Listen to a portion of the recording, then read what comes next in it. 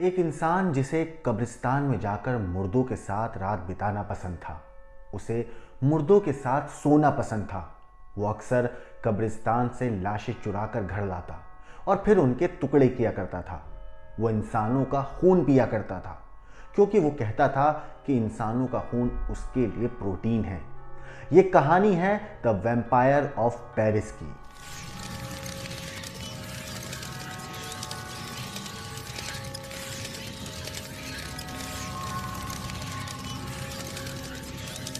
नमस्कार, मेरा नाम है मोहम्मद आसिम और वो तारीख थी 22 मार्च। साल था 1972। अफ्रीका के शहर कैमरून में एक बच्चे का जन्म होता है जिसके माँ बाप दोनों फ्रेंच थे। उस बच्चे का नाम था निको क्लॉक्स। निको के माँ बाप दोनों फ्रेंच थे और जो पिता थे वो कंप्यूटर टेक्नीशियन थे।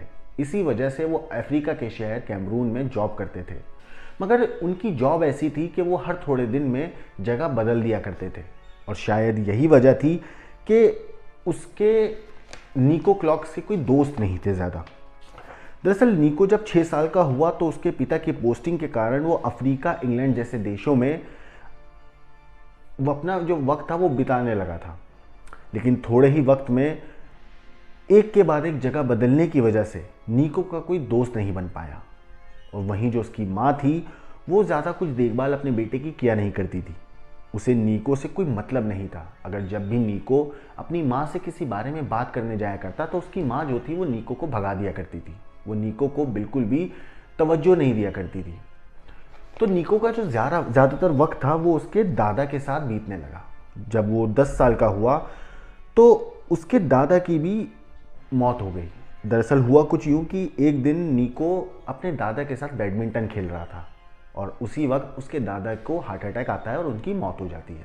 लेकिन निको के जो माँ बाप थे वो निको को इस बात का जिम्मेदार ठहराते हैं कि तुमने अपने दादा को मौत दी है, तुमने अपने दादा का कत्ल किया है। हालांकि जब पोस्टमार्टम रिपोर्ट आती है तो ये पता चलता है कि उसके दादा की जो मौत हुई है वो हार्ट अटैक आने की वजह से हुई है।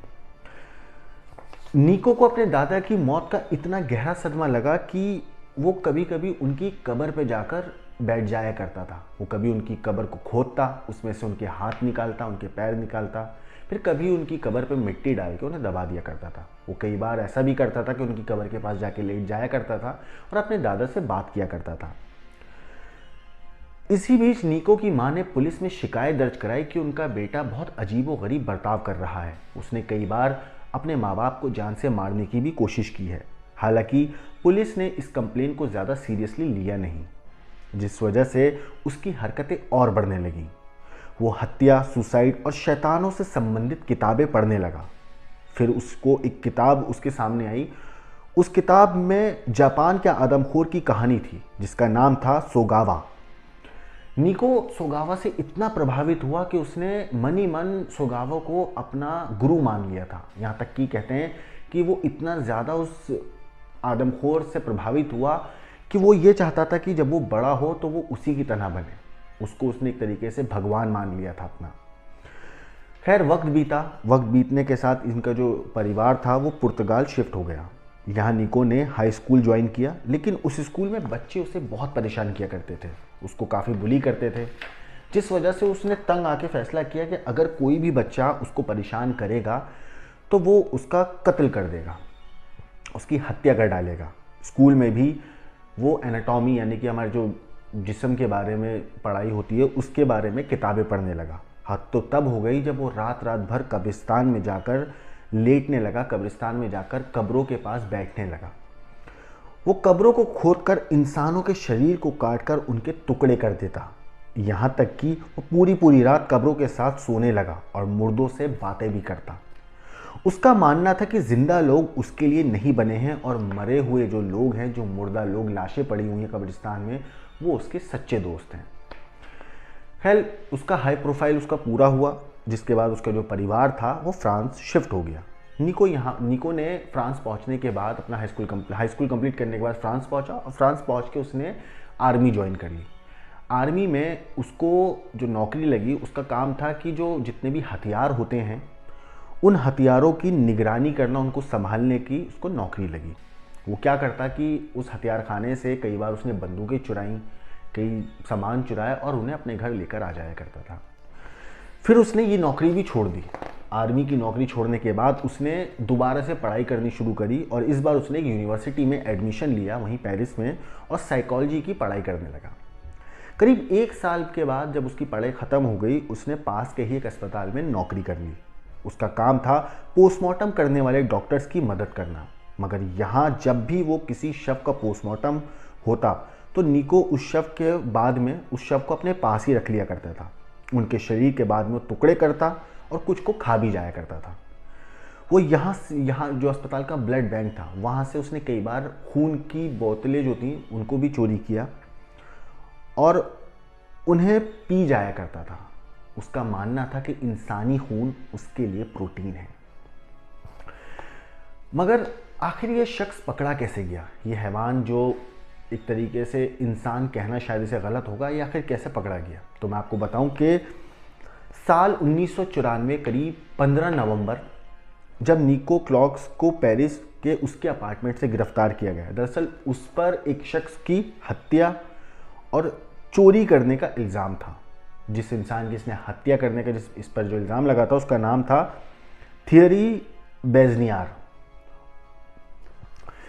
निको के ऊपर आरोप लगा कि इसने थियरी बेजनियार का कत्ल किया है, जिस वजह से जब पुलिस इसे अरेस्ट करने इसके अपार्टमेंट पहुंचती है तो पुलिस के भी रोंगटे खड़े हो जाते हैं, क्योंकि हुआ कुछ इसने थियोरी का कत्ल किया। कत्ल करने के बाद उसका क्रेडिट कार्ड चुराया और उससे शॉपिंग करी। जब पुलिस को जैसे ही इस बात का पता लगा तो वो हरकत में आई और निको के अपार्टमेंट जा पहुंची। लेकिन पुलिस के होश तब उड़ गए जब उन्होंने निको के कमरे में कई इंसानी कंकालों को पड़ा देखा। तलाशी ली गई तो पुलिस को और भी कई ऐसी चीजें मिली जिसे देखने के बाद वो दंग रह गए थे। निको के घर में इंसानी पैर मिले जिन्हें हड्डियों समेत काट कर लटकाया हुआ था। जिनसे अभी भी खून टपक रहा था, सोचिए। फिर उन्हें एक बॉक्स मिला जिसमें इंसानों के दांत भरे हुए थे। दर्जनों वीडियो टेप्स ऐसे मिले जिसमें तरीके बताए गए थे कि इंसानों का कत्ल कैसे किया जाता है, उनके जिस्म के टुकड़े कैसे किए जाते हैं। कुछ पेंटिंग, पूरे घर में पेंटिंग्स बनी हुई थी शैतान की, और कुछ ऐसी पेंटिंग्स भी बनी हुई थी घर के अंदर जिसमें मर्डर करने का तरीका बना हुआ था।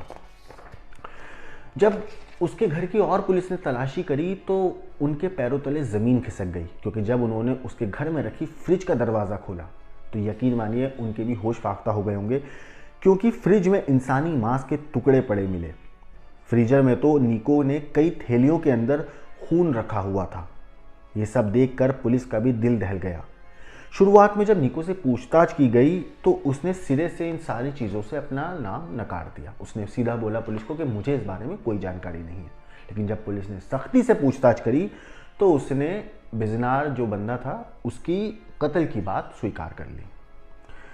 उसने बताया कि थियोरी बिजनार से वो एक मिनिटेल नाम की सोशल मीडिया वेबसाइट पे मिला था 1990 के दशक में। दरअसल 1990 के दशक में मिनिटेल एक सोशल मीडिया के रूप में इस्तेमाल किए जाने वाली डेटिंग ऐप के तरह ये कह सकते हैं एक एप्लीकेशन थी, और इसी के थ्रू वो थियोरी बिजनार से मिला था। जब उन दोनों की दोस्ती हुई तो उसने बताया कि वो उसने अपनी निको को अपनी गर्लफ्रेंड के बारे में बताया। हालांकि निको को ये बात बिल्कुल पसंद नहीं आई, क्योंकि निको का मानना था कि उसे कोई लड़की नहीं मिलती है, उसकी कोई गर्लफ्रेंड नहीं है। तो इस बात से उसको काफ़ी गुस्सा आया। फिर एक दिन जब दोनों की दोस्ती बहुत गहरी हो गई तो एक दिन थियोरी के घर पहुंचा निको, और 4 अक्टूबर 1994 की रात निको थियोरी के घर पहुंचता है और फिर वहां से बंदूक और चाकू लेकर थियोरी को मार डालता है। जैसे ही निको थियोरी के घर पहुंचा उसने बंदूक की गोली चलाकर थियोरी की हत्या कर दी। फिर वहां से उसका क्रेडिट कार्ड चुराया और शॉपिंग करने मॉल पहुंच गया। उसने वहां से कैमरा खरीदा, लेकिन इसी एक गलती की वजह से, इसे कैमरे की खरीदने की वजह से वो पकड़ा भी गया। पुलिस को जैसे ही निको के बारे में पता चला तो उसे वहाँ से फौरन अपार्टमेंट से पकड़ा गया। बाद में उसे गिरफ्तार करके कोर्ट में पेश किया गया। कोर्ट में निको ने हत्या की बात तो कबूल करी, लेकिन उसने बताया कि घर में रखे कंकाल जो हैं वो उसने कब्रों से चुराए हैं, या फिर ज़्यादातर कंकाल वो हैं, ज़्यादातर हड्डियाँ वो हैं जो पोस्टमार्टम के लिए लाशें उसके अस्पताल आती थी, वो उन्हें चुरा लिया करता था। अपने दोस्त के कत्ल के आरोप में अदालत ने निको को 12 साल की सज़ा सुनाई, लेकिन साल 2002 में ही वो 8 साल की सज़ा काटने के बाद जेल से रिहा कर दिया गया। जेल से निकलने के बाद निको ने काफ़ी सारे इंटरव्यूज़ भी दिए, यहाँ तक कि उसने द गॉस्पेल ऑफ ब्लड नाम की किताब भी लिखी। और आज भी निको को द वैम्पायर ऑफ पेरिस के नाम से जाना जाता है। इस शख्स की कहानी आपको कैसी लगी, इसका खौफनाक किस्सा कैसा लगा, हमें कमेंट करके ज़रूर बताएं। बाकी देश और दुनिया की क्राइम की खबरों के लिए देखते रहिए